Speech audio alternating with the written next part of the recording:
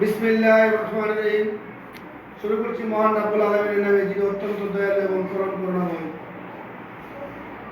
আমার আজকে এই প্রিয় ছাত্রছাত্রীর উদ্দেশ্যে আমার দু চারটি কথা উপস্থাপন করতে যাচ্ছি। শুরুতে আমি একটি কথাই বলবো, জীবনে যদি বড় হতে চাও, সফল হতে চাও, তোমাকে যে কাজটি প্রথম করতে হবে সেটা স্বপ্ন দেখতে হবে। স্বপ্ন দেখতে হবে। সেই স্বপ্ন ঘুমায় ঘুমায় দেখলে চলবে না। সেই স্বপ্ন দেখতে হবে যে স্বপ্ন তোমাকে চোখে ঘুম দেবে না। ভারতের রাষ্ট্রপতি, সাবেক পরমাণু বিজ্ঞানী, উনি বলেছেন সেটাই স্বপ্ন যে স্বপ্ন তোমাকে ঘুমাতে দেয় না। সেই রকম স্বপ্ন দেখতে হবে। আমি আলেম হব, আলিয়া হব, আমি পুলিশ অফিসার হব, ডাক্তার হব, ম্যাডাম হব, ইঞ্জিনিয়ার হব, মুখে প্রতিজ্ঞা করলাম, অন্তরে জাগ্রত করলাম, কিন্তু সেই বিনিময়ে আমি স্বপ্ন দেখলাম, কিন্তু সেই স্বপ্ন বাস্তবায়নের জন্য যে যে কাজগুলো করার দরকার সেই কাজ আমি করলাম না, তাহলে আমার স্বপ্নই দেখে যাবে। যে কাজটা তুমি করতে চাও সেই কাজটার জন্য তোমার আকাঙ্ক্ষা থাকতে হবে, চরম আকাঙ্ক্ষা।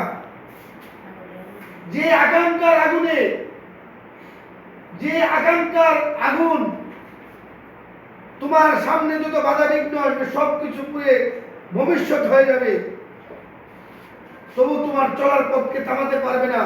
সেই জ্বলন্ত আকাঙ্ক্ষা তোমার মনে থাকতে হবে যদি তুমি জীবনে সফল হতে চাও। এক বালক দার্শনিক সক্রেটিসের কাছে গিয়ে বলল, স্যার, আমি আপনার কাছে জানতে চাই সফলতার আসল রহস্য কি? সক্রেটিস বলল, ভালো, সফলতার আসল রহস্য জানতে হলে আমি তোমাকে মুখে বললে হবে না, আমি তোমাকে বলবো আগামীকাল সকাল 10টায় নদীর ধারে আসো। ওই বালক আগামীকাল সকাল 10টা হওয়ার আগে নদীর ধারে গিয়ে বসে রইল। সক্রেটিস আসলো, আসার পরে বললো, তুমি পানিতে নামো। সক্রেটিসও নামলো, বালকটাও নামলো।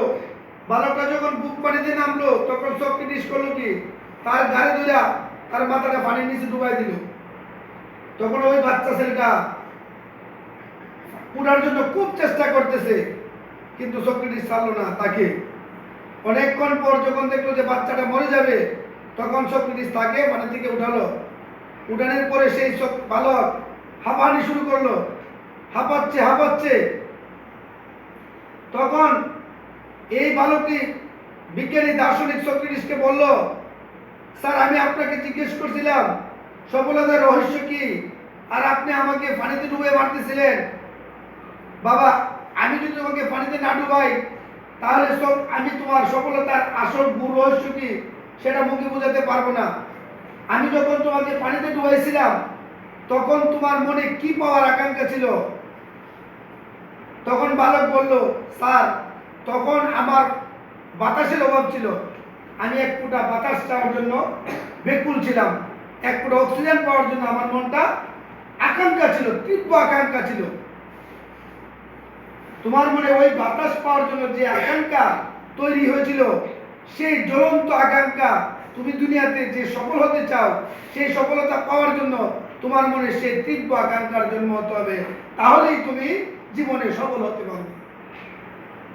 তখন বালক বলল, স্যার, আমি বুঝতে পারছি, জীবনে যদি কোনো কিছু পেতে হয় তাহলে ওই এক ফোঁটা বাতাসের জন্য পানির নিচে যে আমি আমার হৃদয়ে যে আকাঙ্ক্ষা ছিল সেই আকাঙ্ক্ষা আমার হৃদয়ে তৈরি করতে হবে, তাহলে আমি সফল হতে পারবো।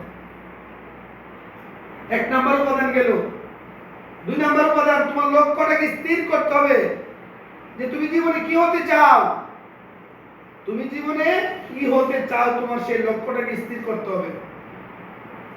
লক্ষ্য ছাড়া নৌকা, মাঝি ছাড়া নৌকা যেমন তীরে পৌঁছতে পারে না, লক্ষ্য ছাড়া জীবনে কোনোদিন গন্তব্যে পৌঁছতে পারবে না।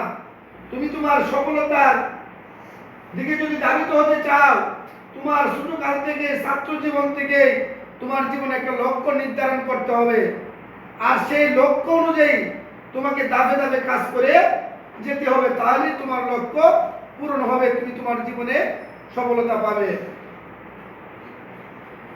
লক্ষ্যটা কেমন হতে হবে? আমি একটি গল্প বলে আজকে লক্ষ্যের মাত্রাটা তোমাদেরকে বুঝিয়ে দিব। প্যারিস কন্যা 4 বছর বয়সে তার নিউমোনিয়া সহ প্যারালাইসিস হয়ে গেছে। বড় বড় ডাক্তার দেখার পরে ডাক্তাররা